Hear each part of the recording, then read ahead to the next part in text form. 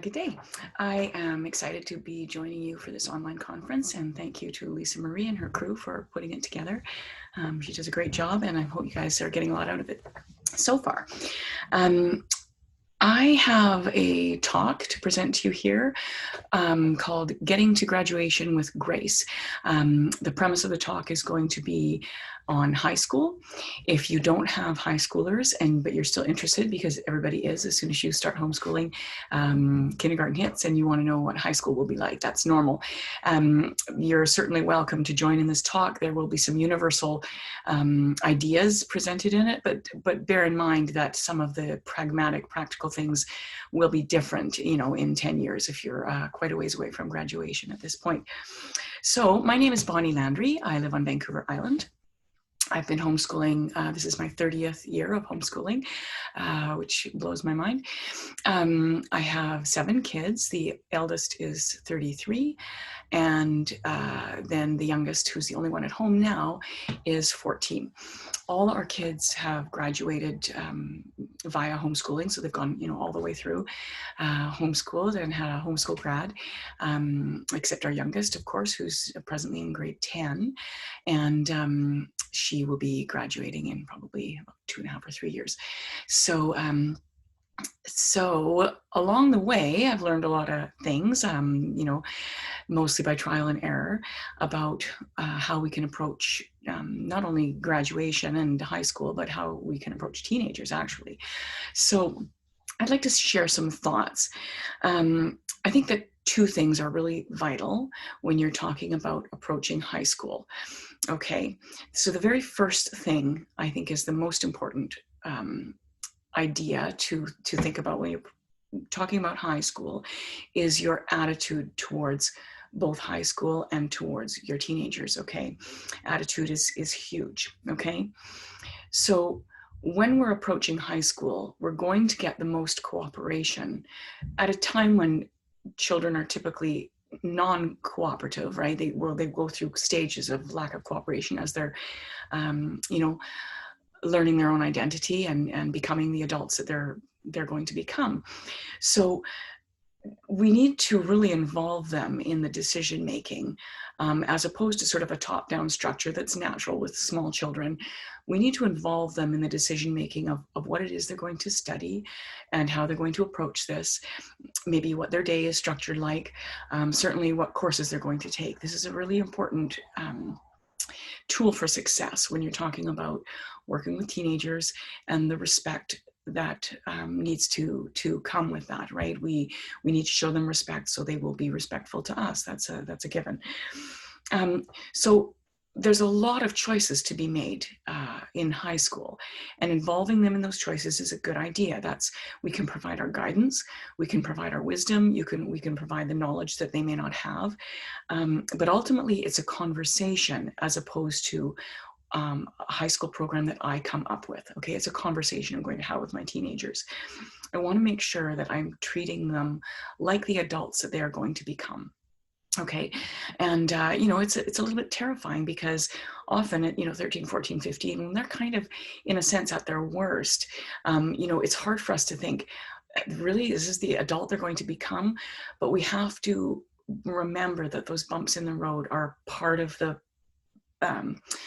cobblestones that make up the path to adulthood. And so even though that's hard to go through, it's not necessarily an indicator of what kind of person they're going to grow up to be. Okay, we've been through bumpy roads with all of our kids, and that brought out the worst in me, of course, on many occasions. But they've grown up to be, really the good people that I had intended all along, right? And each in their own path, in their own way, in their own time.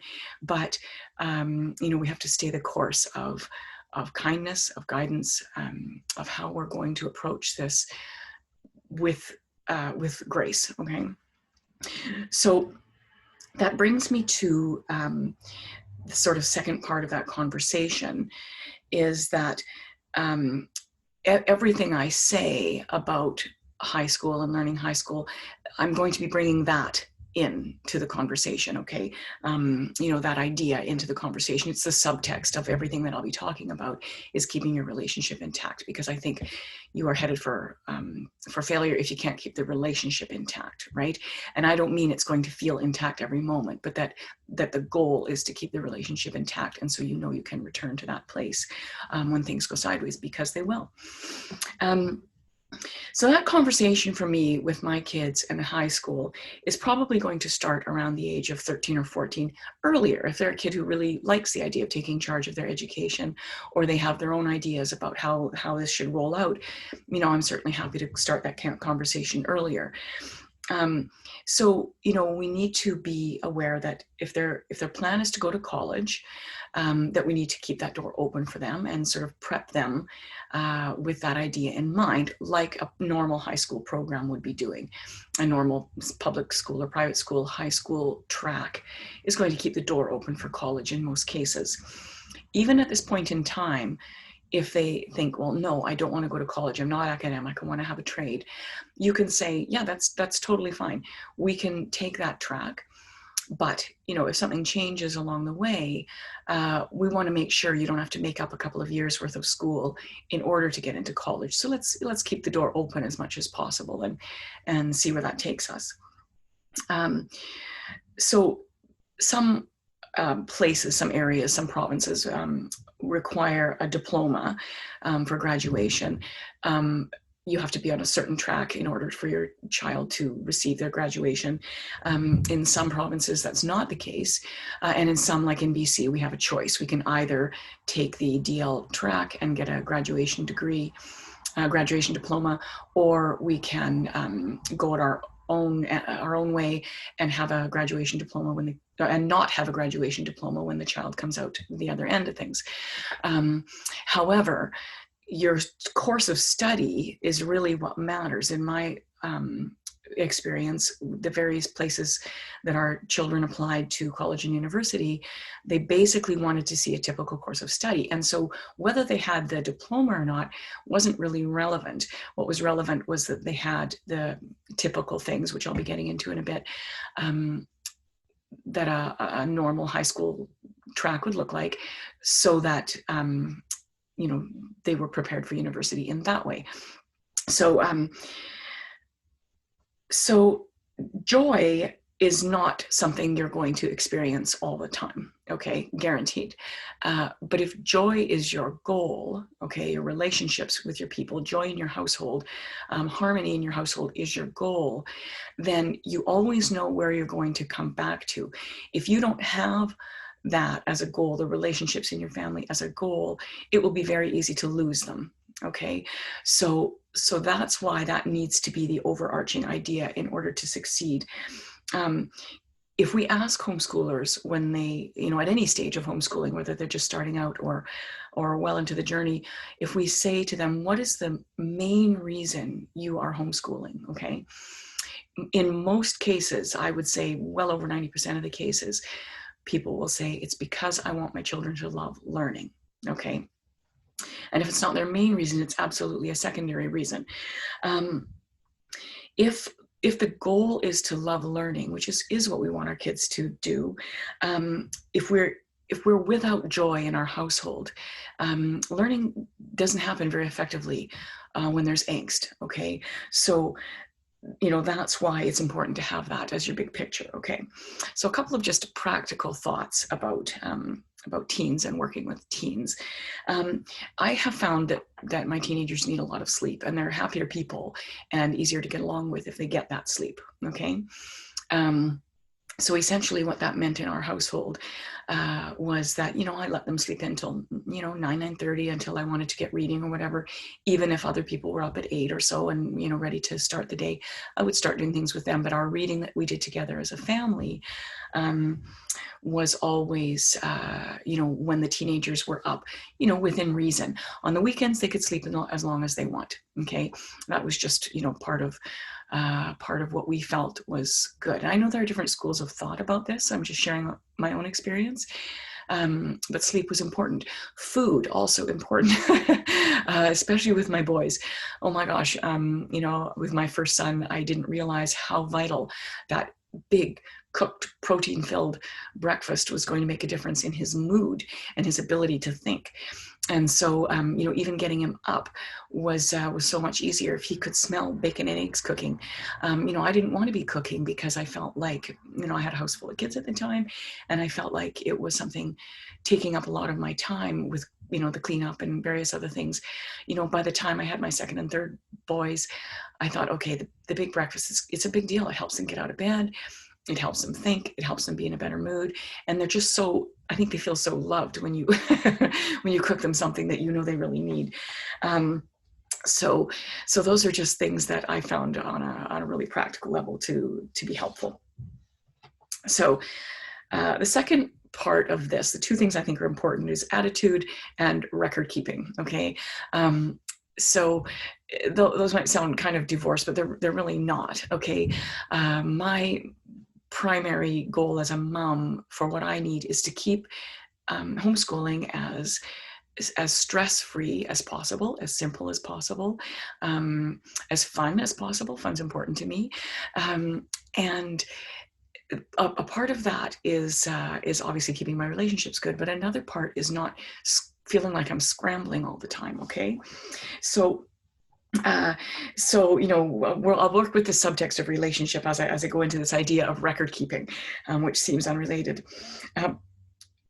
Relationships always matter, and I would like to point you to a YouTube series that I have that I made free during COVID, and will just keep free up on YouTube now for time eternal. It's called Homeschooling with Joy, and it's a 4-part series on a playlist of the same name on my YouTube channel, which is just Bonnie Landry. I would really encourage you, if you're struggling with relationships in your home and how that looks in a homeschool world, I would really encourage you to invest the time in watching those videos, because that was really the goal of them, how we could make this relationships top priority while we carry out our homeschooling day. So it's always good to keep records, and it's good to keep records for a couple of reasons. You know, one is that if you ever, when I'm talking about the younger years at this moment, if you ever get called out, you know, questioned on what it is you do as a homeschooler, you know, and that has never happened to me in 29 years, but, you know, I wanted to be prepared if it did. Okay, what are we actually doing? In BC, our laws are such that, you know, we are, as long as we're implementing an educational program, the interpretation of that is very much up to the parent. However, if somebody came to me and said, I want to see what educational program you're implementing, I want to know that I have that on paper so that I'm not fumbling, you know, for an answer. I want to know what I've done. But it's also going to very much help you set up your life in such a way that it's simple, that it prepares you for the time when records become important in terms of high school, when you need to start developing a transcript. And also the advantage of keeping records of what your kids do is that you can then look back on your weekly record sheet or monthly record sheet and realize how much you've actually done, okay? Now, the key to record keeping is that it should be really, really simple, okay? I've developed some free resources. They're on my website. I will be developing a resource sheet for this talk, which you will get, and it'll have my blog posts on it and my web pages on it that will have these resources on them. So there's some PDFs of a weekly plan for a family with when your kids are younger, a yearly plan and a weekly plan, so that you can just put everything in point form. Okay, that was my goal, to make it really simple, because that's what I found was really simple. And then also the resources for the high school things that I'll be showing you in a moment are on those web pages as well. And so when we're creating a transcript, even before high school, if you start that before high school, it makes it very easy to move into the high school transcript planning, okay? Universities and colleges are going to vary, but like I said earlier, they're going to want to see that typical course of study, Okay, so it's a good idea to find out what your local, provincial, or state high school requirements are so that you have a pretty good idea. Okay, usually the way high schools are set up are that the student requires a certain amount of credits. Some of those credits come out of courses that they must take, okay, English, math, sciences, social studies, PE. And usually half or more of their credits come out of things that they can choose, their elective courses, okay?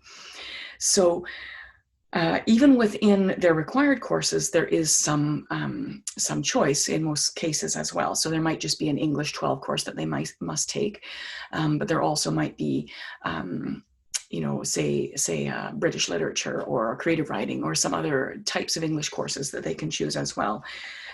As part of their electives. In their sciences or their social studies, there's usually some choice. You could take biology or you could take chemistry. So, and PE is also a required course. So in the scope of electives, there's a massive range. I will link you to a great list of all the possibilities of electives. That will vary a lot depending on the area that you're in. But, you know, because of the technology age that we live in now, almost anything is accessible to us, right? So if your child, you know, had a particular interest in say, you know, animal life of your local area, you could develop a course all around, you know, the animals in your area, the habitat they live in, simply by what's online. And especially right now with, we're in the middle of COVID, if people are looking back years from now on this video, that we are, you know, having to access a lot of things online. I'm not a big advocate of kids doing all their schoolwork online, but certainly there are some great resources online for some of their schoolwork. If the student knows, and many don't, most don't, I would say, a specific program like they would like to go into, like they want to go into sciences, or they want to go into medicine, or they want to go into computer technology, you know, it's a good idea to find out, you know, they might have even narrowed it down what universities that are really attractive to them. You know, it might even be a good idea to address that university and say, what specific courses would be really helpful for my son or my daughter to get into this program? You know, so you can give them some pretty clear direction. And then when they're choosing their electives, they can choose the appropriate things, okay? Many kids don't know that, and so we keep their course of study quite general, okay?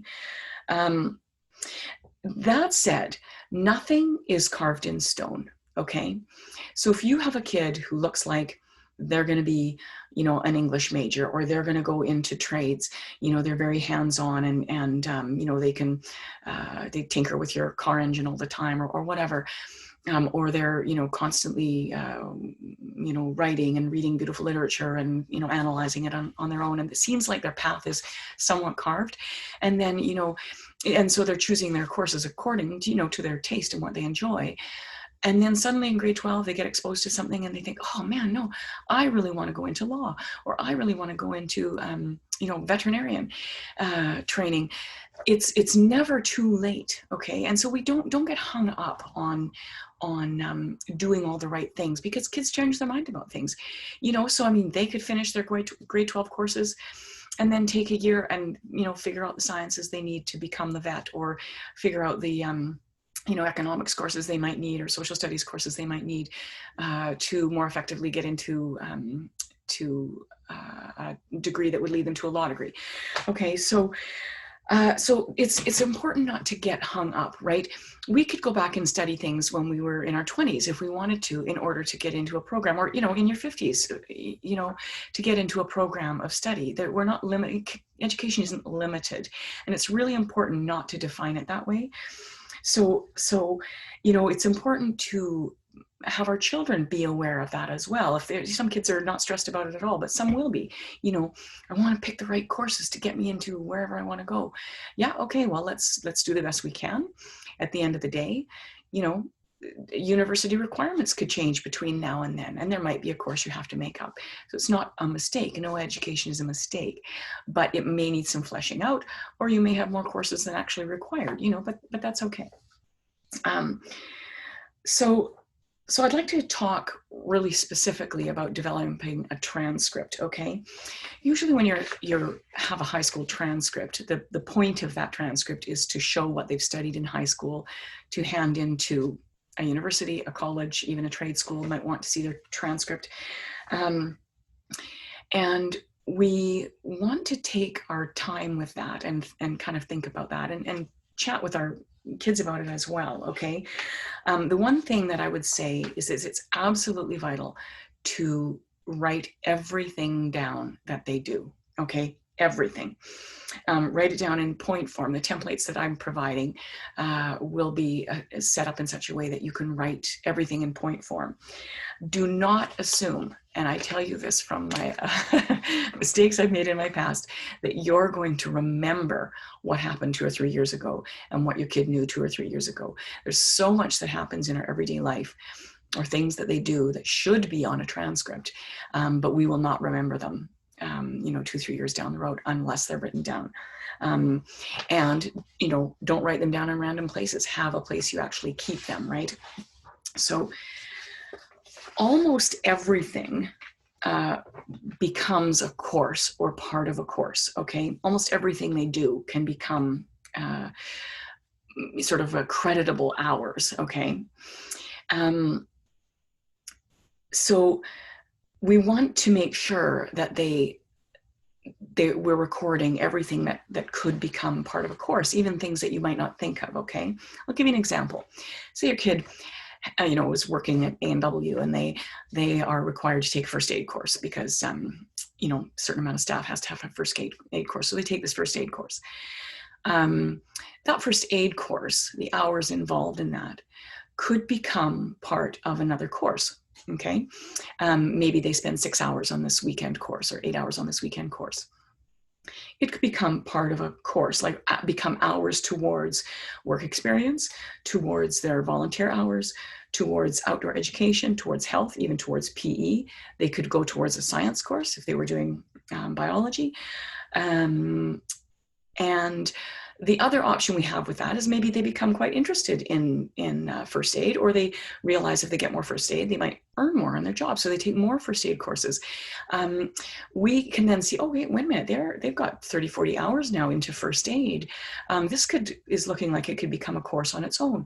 What could I supplement with this in order for it to become its own course? Maybe more first aid courses that they take, maybe some anatomy training, maybe a biology course.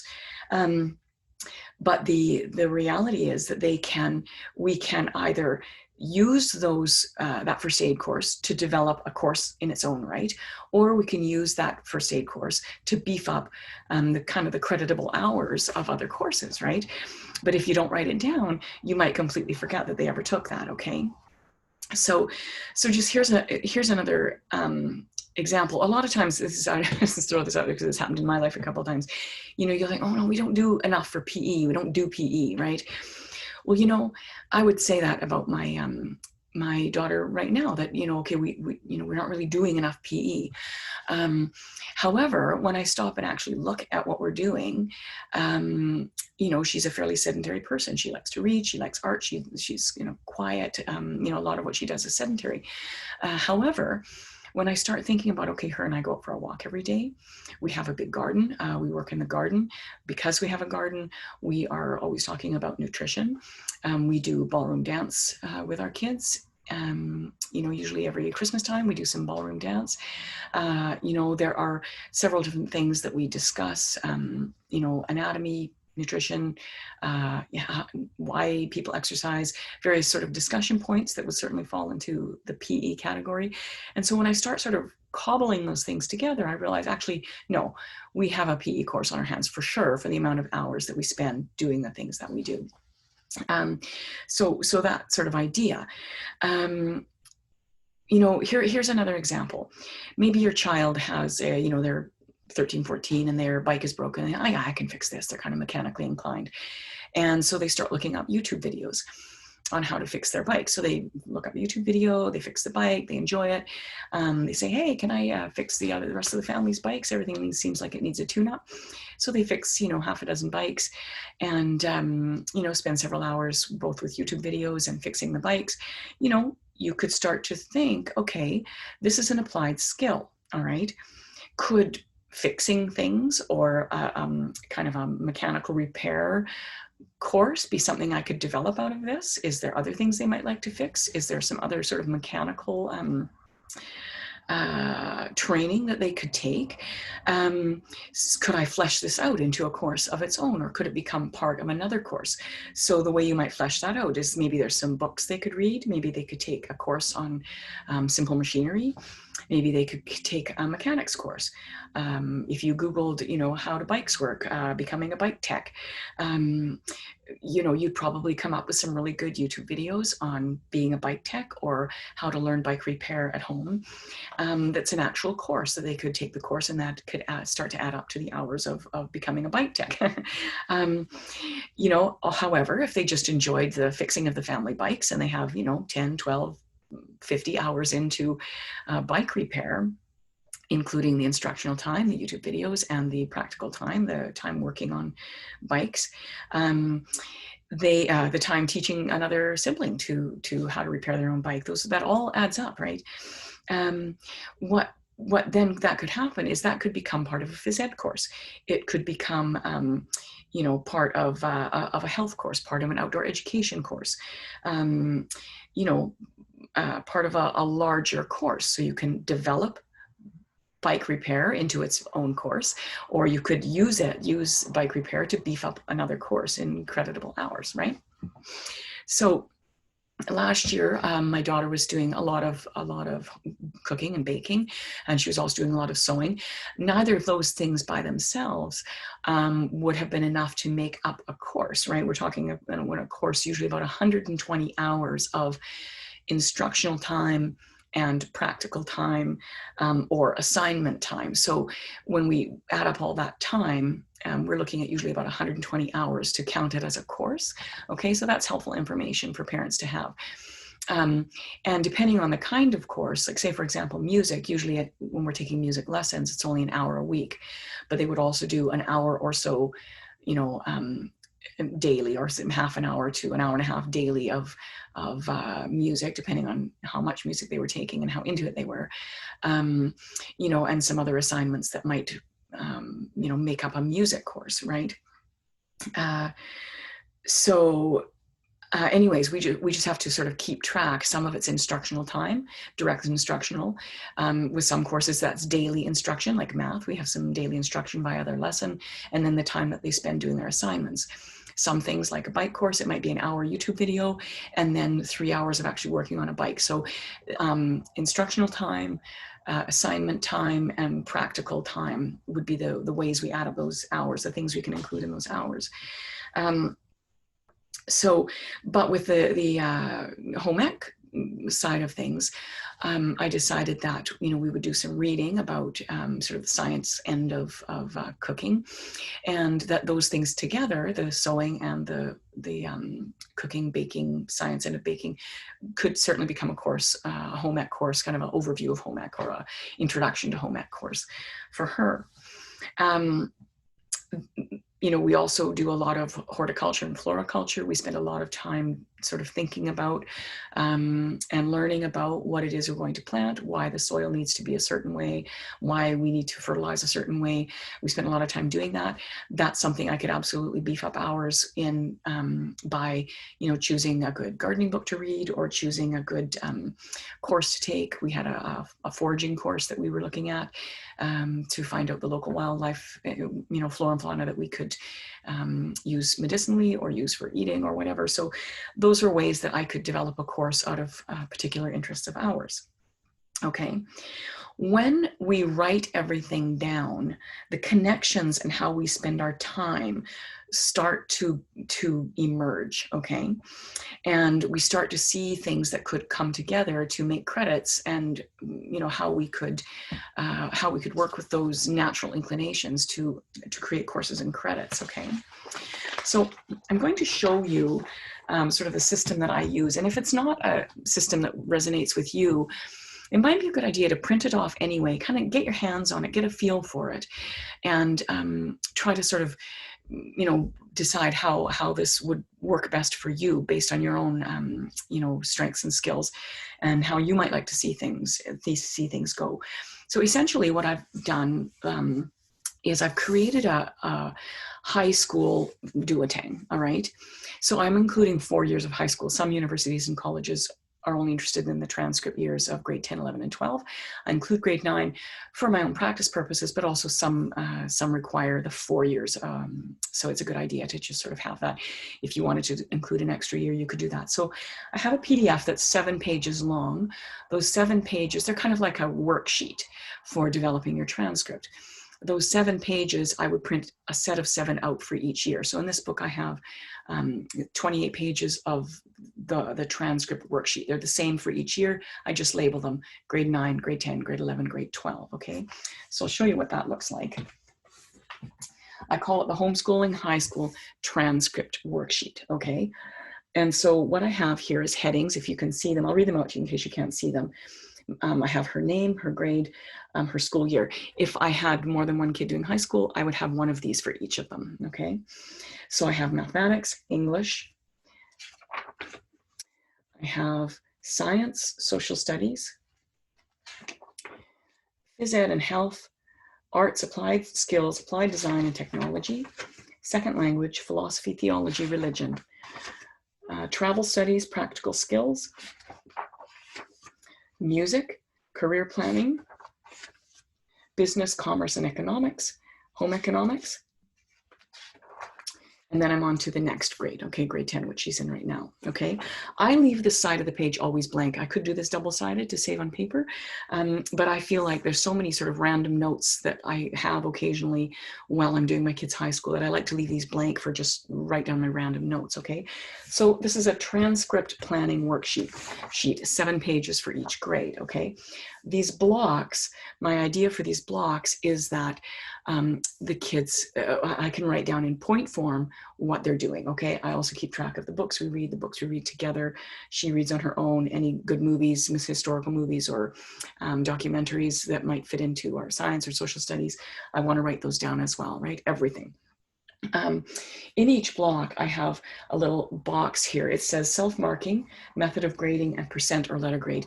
Usually a university or college will ask for both a percent and a letter grade. So if you develop your transcript that way, it just makes it easier for you. Self-marking would refer to a book that has quizzes and tests inherent in it. For example, their math text, okay, or their science text they're using. It's self-marking because every time they do a quiz or a test, you're going to record that so that you automatically have a mark, okay? Then I have method of grading. So there are some things that we would grade, like, so for example, their bike course, if that became a course on its own, or their, their home ec. How do I grade that? I might want to have an indicator of how I graded that. Now, some things are less tangible in how you grade them. Yeah, absolutely, you could test them if you wanted to, but sometimes just discussion, sometimes taking a look at, okay, going on a YouTube video and saying, okay, here's a perfect baked product. Here's a perfectly sewn seam. Here's a well-repaired bike. What does it look like at the end of the day? I might have to do a little bit of research on how I would give them a mark. A lot of times it's about participation, engagement, enthusiasm about a topic, right? It's as simple as that. So their mark is very much about how much effort they're putting in, okay? So when I sort of put this together, then I just keep this by my desk so that all the time, whatever she's into, it's just easy for me to jot it down in bullet form, okay? At the end of each school year, I have PDFs for these as well. At the end of each school year, okay, I have made up this little transcript sheet. So I have grade 9, grade 10, grade 11, grade 12, mark and credit, okay? Credits is a whole issue on its own, and I'm going to include a PDF on talking about credits and what that actually means with the resource sheet that goes with this video, just so you know. So I have all this information that this is something they could actually hand into a university or college, okay, a homeschool, high school transcript, all right? But what I've done is I've made 2 copies. So this would be, the good copy that you would actually sign and send in. This is a working copy, okay? So you might not be able to see it in the video, but I have just in faint letters, I have working copy across the bottom there. And yes, indeed, this is a wine glass stain because it is my working copy. And sometimes you need to have a glass of wine while you're doing your transcript. So what I've done here is just written down all the courses that she's done, written down her mark, and then the credits that she gets. All right. And so those are all available as downloads on my website. So at the end of each year, I don't want to wait till she's at the end of grade 12 to fill in this self-reported homeschool high school transcript. I want to use my working copy and be jotting things down every semester. Okay, that's really important because at the end of the day, it's going to make it really easy. If I just keep that all beside me, wherever it is I keep my sort of records or my planning, calendar or whatever, it's right there and I can jot down things as I need to, right, in point form. So again, keep the data easy to access. Write down everything you can. You have no idea what might become a high school course or part of a high school course. Every movie that they watch that would have any kind of value, even a movie that might seem like it's just, fiction. If it's discussion worthy and you pull some discussion out of it, absolutely write it down, right? You're just going to save a lot of time and a lot of effort at the end of the day when you keep these records nearby, right? And it helps you to maintain that ongoing discussion that we want to have with our child. Okay, let's look at this. What would you like to see this become part of a larger course?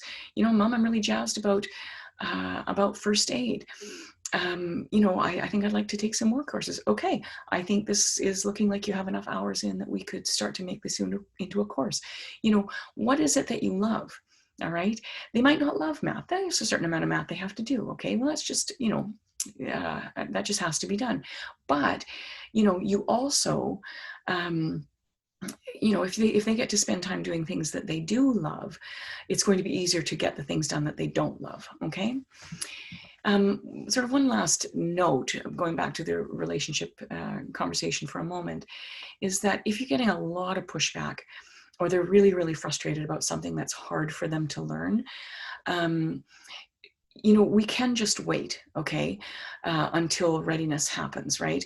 We can't hand in a transcript and lie on a transcript, right? If we have to make sure that they have, the equivalent of grade 12 English in order for them to, have a viable English credit for grade 12, right? And at the same time, we can also say, okay, listen, this is frustrating you right now. I know what you really want to delve into right now is science and mechanics and hands-on things. If you want it on your transcript, we're going to have to eventually do that. But, I can give you the freedom to do this right now, and then we can power through that in a few months, when you've accomplished some of the goals that you want to accomplish. It can be a talking point with our kids, and that's important, right? And I think involving them in the planning stages. Okay, here's what a university expects. Here's what I expect. What do you expect? Right? It's really important for us to draw them into that conversation and plan this out together. So I hope that all of this has made developing a transcript a little less terrifying.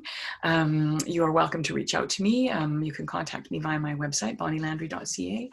I also have a couple of Facebook pages, Make Joy Normal and Homeschool Moms Who Drink Wine. You're welcome to reach me there, and I'll put all my places you can get a hold of me on the resource sheet. So take care, have a great day, and enjoy the rest of the conference.